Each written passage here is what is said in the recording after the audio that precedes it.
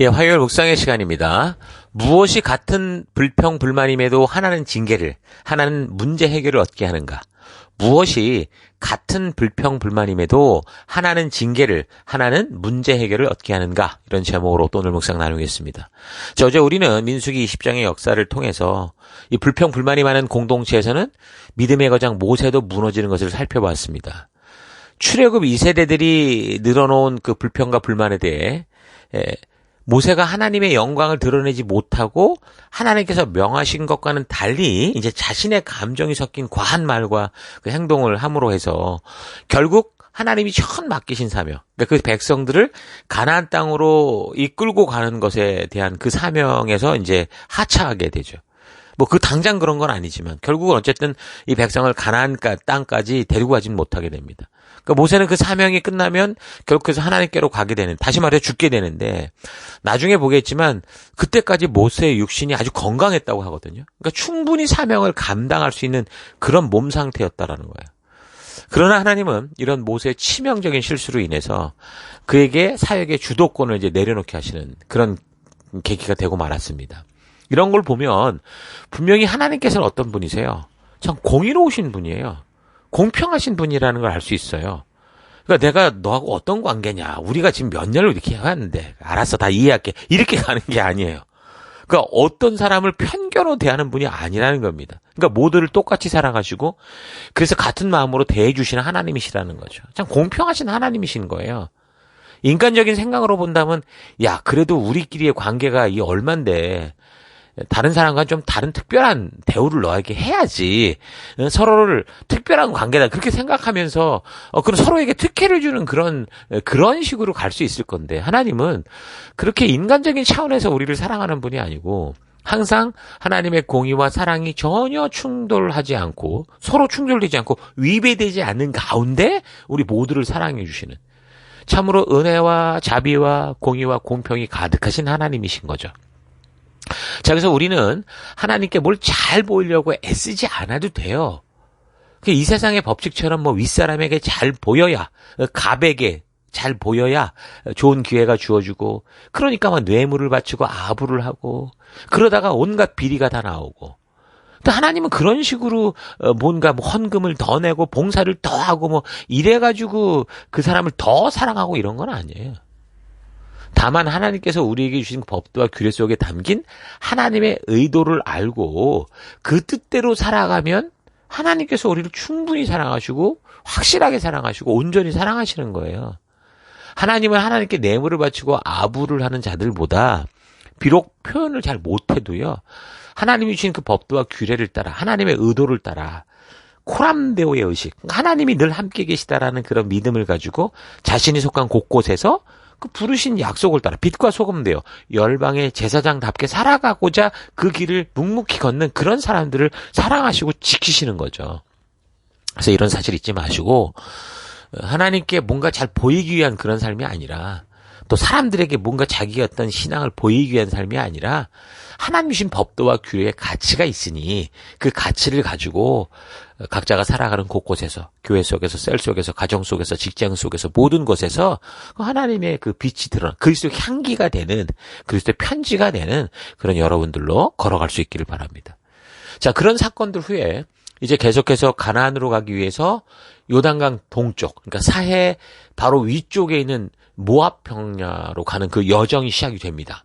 그래서 그곳으로 가기 위해서 에돔 족속의 땅, 뭐 모압 땅 이런 걸 지나가야 왕의 대로, 그러니까 무역로가 나왔기 때문에 그 길로 가야 됐거든요. 그래서 이제 그 길로 가야 되는데 그 길에 이제 에돔이 있지, 그 위에 모압이 있지, 또 그 위에 아모리 족속이 있지. 이걸 다 좀 통과해 가야 되는 그런 상황이었어요. 자, 그래서 일단 모세가 먼저 에돔 족속에게 사신을 보냈죠. 같은 조상, 에서와 야곱이 형제니까, 그 후손들이니까 같은 조상의 후손 아니냐 이야기하면서 거길 통과하게 좀 해달라. 아무것도 안 건드리고 우리는 그냥 지나가기만 할 거다. 그렇게 얘기를 해요. 근데 에돔 족속들이 아주 완강하게 거절하고 위협함으로 해서 결국 이제 그 길로 가지 못하고 다른 길을 택해야 되는 그런 상황에 봉착하게 됩니다.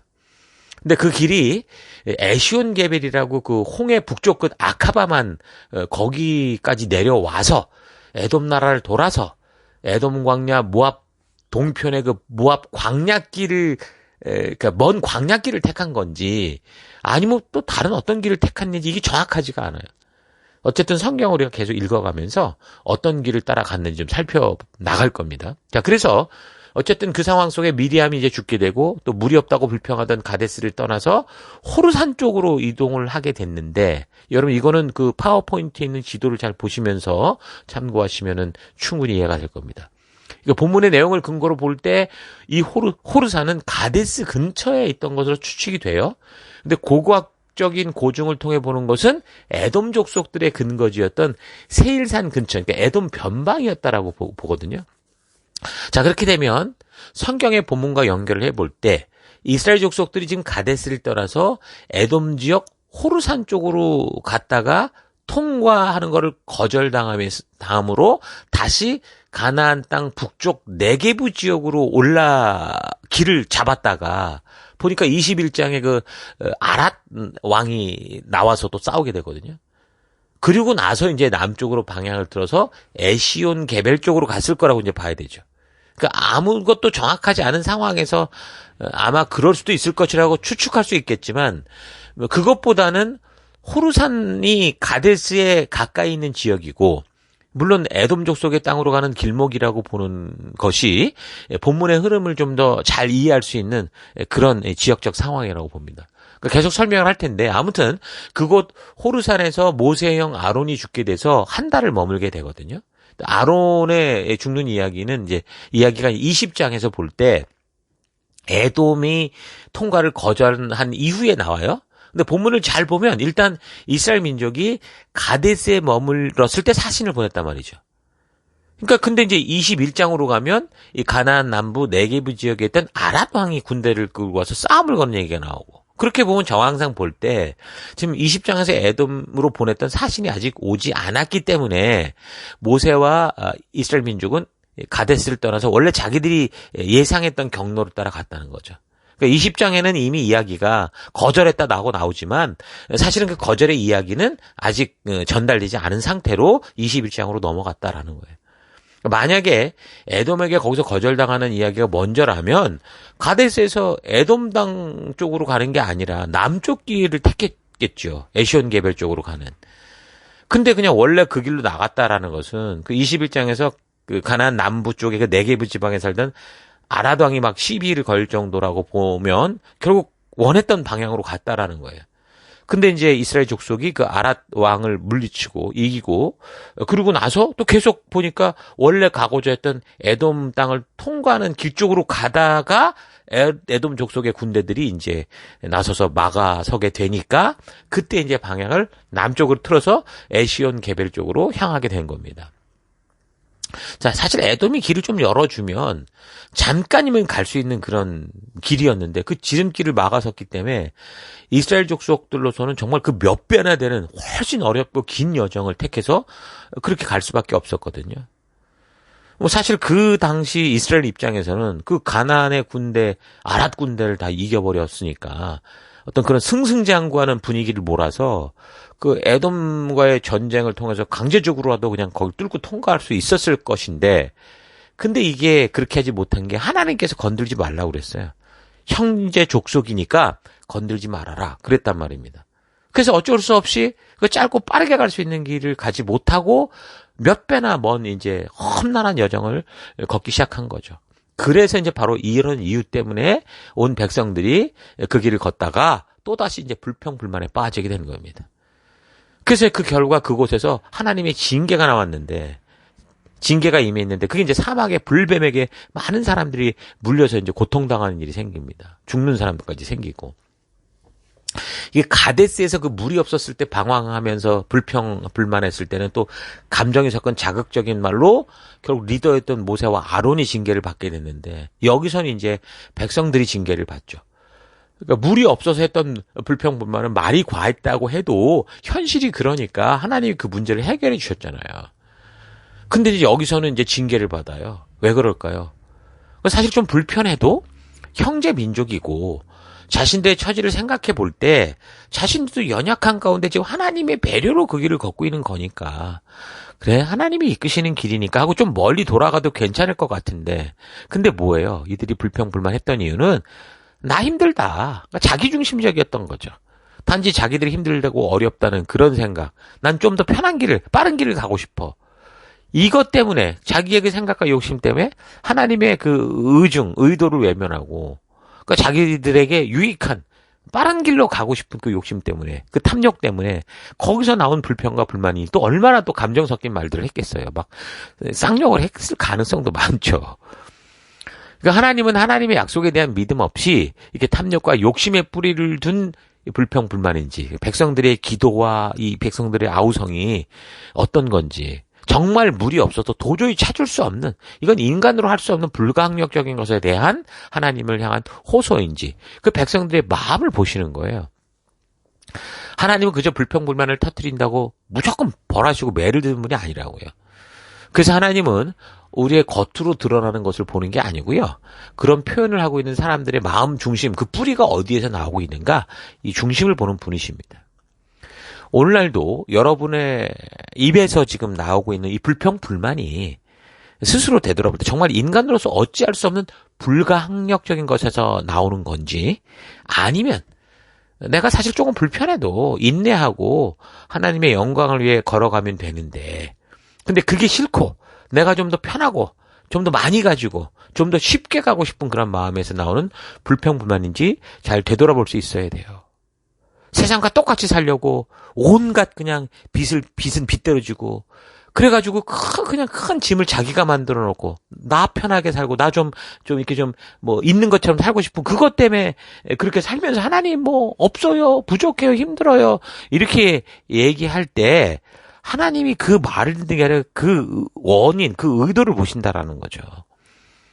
나는 지금 나의 기도가 나의 불평불만이 과연 어디서 나왔는가 여러분 잘 생각해 볼 수 있길 바랍니다. 다행인 것은 이 후세대들이 하나님의 징계를 보고 깨달아서 회개를 함으로 인해서 하나님께서 이제 비록 불뱀에 물렸어도 죽지 않고 나을 수 있는 방법을 주시죠. 그게 이제 기둥에 구리뱀을 만들어 매달아서 그걸 봄으로 해서 나을 수 있게 했는데 이게 뭐예요? 믿음의 삶을 말하는 거예요. 믿음으로 그걸 보면 나을 수 있게 해결책을 주신 거죠.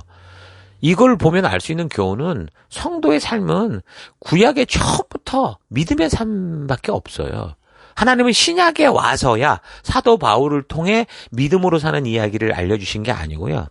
창조의 처음부터 항상 변함없이 우리는 믿음으로 살아가는 존재다라는 것을 계속해서 말씀해 오고 있는 겁니다. 그러니까 구리뱀이 상처로부터 이들을 구해내는 게 아니고 하나님께서 그렇게 말씀하신 이 구리뱀을 볼 때 나을 수 있다고 하신 그 말씀을 그대로 믿고 순종하는 믿음이 그걸 구원하게 하는 거죠. 이 사건에 대해서 신약에서 바로 예수님께서 십자가에 달리신 것으로 비유하거든요. 근데 이게 같은 원리라는 거예요. 십자가에 달리신 예수님을 통해 구원하시겠다고 한 그 하나님의 약속을 믿고 하나님을 믿고 순종함으로 그러니까 예수를 그리스도시요 살아계신 하나님의 아들로 믿으면 하나님이 그리 말씀하셨기에 믿으면 구원을 받는 거라는 거예요. 우리는 예수님에 대한 얘기를 정말 많이 하는데 그 예수님이 이 땅에 하나님의 그 뜻을 따라 보냄을 받은 자다. 그리고 오셔서 하나님이 하게 하신 일을 하셨다. 예수님이 스스로 말씀하신 것처럼 그걸 믿지 않으면 예수님이라는 이름만 가지고는 여러분 의미가 없어요. 또 다른 우상을 하나 만드는 걸 수도 있다고요. 그저 목걸이로 십자가 차고 다니고 그런다고 이게 해결되는 게 아니거든요. 예수님은요 구원의 방법이 아니에요. 그게 아니고 예수님은 하나님의 약속의 결과예요. 그 하나님의 신실하고 변치 않는 하나님이 절대 우리에게 약속하신 걸 잊지 않는 하나님의 열매라는 거죠. 그래서 이런 하나님의 언약과 약속의 결과로서 그래서 예수님을 그렇게 바라보지 못하면 단지 무슨 구원의 방법으로 예수를 찾게 된다는 거예요. 다른 이방 종교는 자기들도 구원의 방법으로 부처를 찾고 알라를 찾고 다 찾잖아요. 이단은 또 이단을 찾고 뭐 자기네 교주를 찾고 그러잖아요. 그런 식이 될 수 있어요. 우상숭배가 될 수 있다니까요. 그래서 우리가 소위 말하고 외치는 그 믿음의 뿌리가 어디에 닿아 있는지 우리가 잘 봐야 돼요. 그건 하나님의 말씀 그 다림줄에 있어야 되거든요. 그러니까 불평불만도 또 감사도 그 뿌리가 어디에 닿아 있는가에 따라서 어떤 불평불만은 문제가 해결되는 기회가 되기도 하고 어떤 불평불만은 하나님의 징계를 불러일으키는 재앙이 되기도 해요. 또 어떤 감사는 하나님이 볼 때 기가 막혀. 이게 무슨 감사야. 도둑처럼 남의 물건 훔쳐다가 갖다 주면서 너무 많이 훔치게 해서 고맙습니다. 땅을 샀는데 그냥 뻥튀기가 10배로 해서 감사합니다. 이게 무슨 하나님이 볼 때 무슨 감사의 건이에요. 아니라는 거예요. 아무것도 없는 그곳에서 정말 나를 인도하시는 그 하나님을 향한 그 눈물을 흘리는 그 감사를 하나님이 기뻐하시는 거죠. 그것처럼 믿음도 믿음의 뿌리가 진정으로 하나님의 말씀으로 말미암은 것에 닿냐 아니면 내가 바라고 기대하는 내 기대와 욕망의 뿌리에 닿은 그런 결과냐 이건 전혀 다른 결과를 가져오게 돼 있어요. 자, 오늘 우리 사건들을 통해 이런 사실을 잊지 마시고요. 우리의 믿음이 또는 우리의 불평, 불만이 어떤 뿌리에 닿아 있는지 하나님의 말씀으로 잘 분별하고 점검해보는 그런 시간들 되기를 바랍니다. 자, 오늘 하루 나는 내가 믿고 있는 믿음이 나의 기대와 내가 바라고 소망하는 것에 뿌리를 두고 있는지 아니면 나의 창조주여 구원자여 인도자 되신 하나님께서 그 말씀하신 그 법도와 규례와 약속에 뿌리를 두고 있는지 좀 차분하고 깊게 되돌아볼 수 있기를 바랍니다. 우리의 믿음이 하나님의 신실하심과 그래서 그분이 직접 말씀해 주신 신실한 법도와 규례에 뿌리를 두지 않는다면 늘 변화무쌍하게 다가오는 이 현실의 상황과 환경으로 인해서 바다에서 마치 이 돛 그리고 키를 잃은 그런 배처럼 주변의 환경에 따라 여기저기로 이제 표류하는 삶을 살아갈 수밖에 없어요. 민수기의 여정은 하나님의 말씀을 아는 것에 멈추는 게 아니라 우리의 삶의 순간순간 곳곳에 심어가는 그러니까 하나님의 말씀을 그대로 심어가고 그대로 그 뜻대로 살아가는 진정한 제사장 나라다운 성도답게 되어가는 여정을 보여줘요. 그래서 우리는 이 민수기 역사를 통해서 하나님의 백성답게 살아가는 삶의 현장에서 여러 환경으로 흔들리고 무너지고 실패하는 이스라엘 백성들의 삶을 타산지석으로 삼아서 그런 반복된 실수를 우리가 줄이고 하나님의 백성답게 살아가는 그런 성도의 길을 걸어가야 되는 거죠. 그게 우리가 민수기를 읽어가는 이유인 거예요.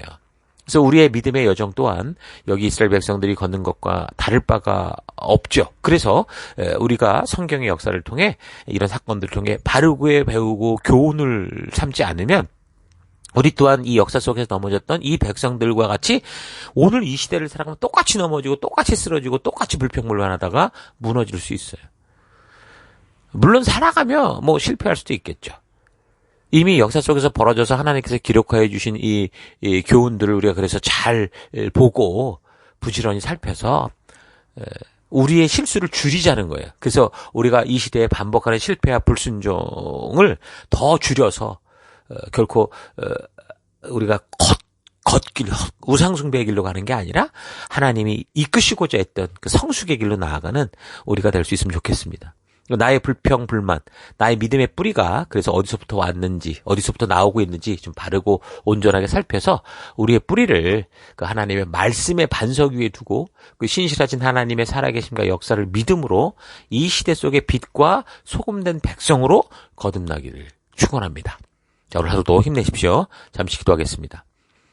하나님께서는 비록 사망의 음침한 골짜기라고 하더라도 우리를 생명의 길, 영생의 길, 축복의 길로 인도하시는데 늘 눈에 보이는 상황과 환경이 조금 좋지 않으면 무조건 하나님을 탓하며 불신의 근거를 둔 불평불만을 터뜨리며 살아왔던 삶을 회개합니다. 삶의 어려운 상황과 환경이 나를 어렵게 하는 게 아니라 그 상황과 환경 속에서 하나님의 말씀대로 믿는 믿음으로 대하지 못하는 나로 말미암아 삶이 어렵다고 느끼는 것이다라는 거 잊지 않고 삶의 모든 상황과 환경 속에서 더더욱 우리 주의 말씀의 길을 따라가는 내가 되길 원합니다. 불편한 삶으로 인해 불평할 수는 있지만 그 불평이 불신의 뿌리를 둔 불만이 아니라 하나님의 얼굴을 구하고 그의 도우심을 소망하는 간절한 안타까움이 되기를 바랍니다. 그래서 우리 하나님의 얼굴을 구하고 하나님을 바라볼 수밖에 없었던 느헤미야와 같이 우리 하나님께서 이루시는 그 길을 우리가 기대하고 소망하고 오직 이 말씀 앞에만 우리가 바르게 서는 우리가 될 수 있도록 주님이 역사해 주옵소서. 그 길로 인도하시고 이끄신 하나님 감사드리고 예수님 이름으로 기도했습니다. 아멘.